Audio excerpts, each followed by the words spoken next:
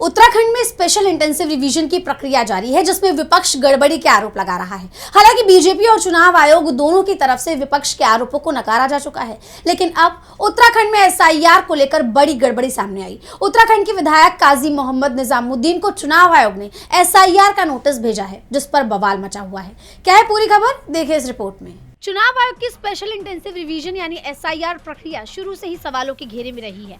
इस प्रक्रिया के तहत जिस तरह लोगों के नाम काटे गए और उनके लिए जो वजह दी गई, उस पर विपक्ष शुरू से ही हमलावर है। विपक्ष का कहना है कि चुनाव आयोग वोटर लिस्ट के शुद्धिकरण के लिए जो एसआईआर प्रक्रिया कर रहा है, उसमें वो बिल्कुल भी गंभीरता नहीं दिखा रहा। और अब विपक्ष के आरोप सच साबित होते हुए नजर आ रहे हैं। चुनाव आयोग की इस प्रक्रिया के निशाने पर अब उत्तराखंड में हरिद्वार की मैंगलोर विधानसभा सीट से कांग्रेस विधायक काजी मोहम्मद निजामुद्दीन आ गए हैं। उन्हें भी चुनाव आयोग ने एसआईआर का नोटिस भेज दिया है, जिस पर बवाल मच गया है। कांग्रेस विधायक ने एक वीडियो जारी कर इसकी जानकारी दी है, साथ ही चुनाव आयोग की गंभीर खामियों को भी उजागर कर दिया है। उन्होंने बताया कि वो 2002 में भी विधायक थे और आज भी विधायक हैं और उन्हें एसआईआर का नोटिस मिला है। निजामुद्दीन ने कहा कि मुझे चुनाव आयोग का नोटिस मिला है और मेरे माता पिता की उम्र में 15 साल से कम का अंतर बताया गया है। मेरे फादर 2002 तक एमएलए रहे हैं, यानी उनके दस्तावेज भी चुनाव आयोग के पास है और मेरे दस्तावेज भी चुनाव आयोग के पास हैं। अब 2003 में मेरे फादर भी इस दुनिया में थे, मेरी मदर भी इस दुनिया में थी।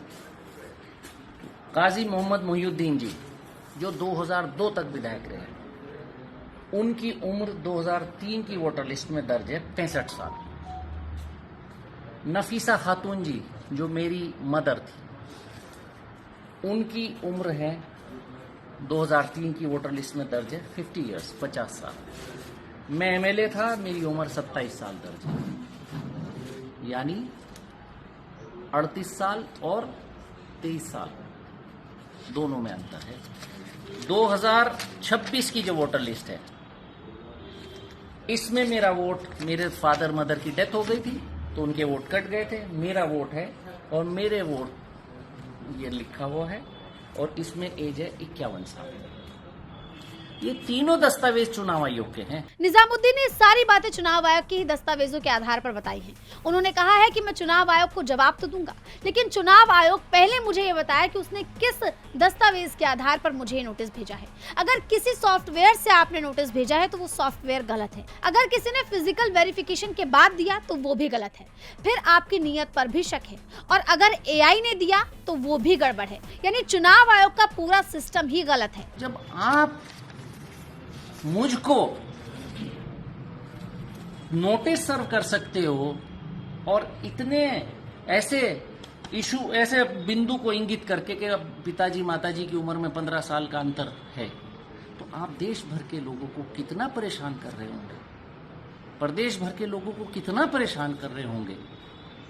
जो लोग दूरस्थ पहाड़ी क्षेत्रों में रहते हैं, अगर किसी को इस प्रकार का नोटिस मिल जाए, कहाँ लिए घूमेगा वो अपने कागज को। जो लोग सुबह को काम पर निकलते हैं और शाम तक काम पर रहते हैं, उनके पास जिंदगी की जरूरत के कागज होते हैं, आधार, वोटर कार्ड, पैन कार्ड भी नहीं होता उन लोगों के पास। कांग्रेस विधायक ने साफ कहा कि आपका पूरा सिस्टम शक के घेरे में है, और जब हम आपके पास जाते हैं, उत्तराखंड कांग्रेस की पूरी टीम आपको ज्ञापन सौंपने जाती है, तो आपका ताला नहीं खुलता। ये मोदी का लोकतंत्र है। उन्होंने मुख्य चुनाव आयुक्त ज्ञानेश कुमार को चेतावनी देते हुए कहा कि अब जनता आपसे सवाल पूछ रही है, आपको जवाब देना होगा। अब मुख्य चुनाव आयुक्त इस पर क्या जवाब देते हैं, ये देखना होगा। लेकिन फिलहाल ये मामला बढ़ता जा रहा है, जिससे चुनाव आयोग भी घिरता नजर आ रहा है। डीबी लाइव की रिपोर्ट।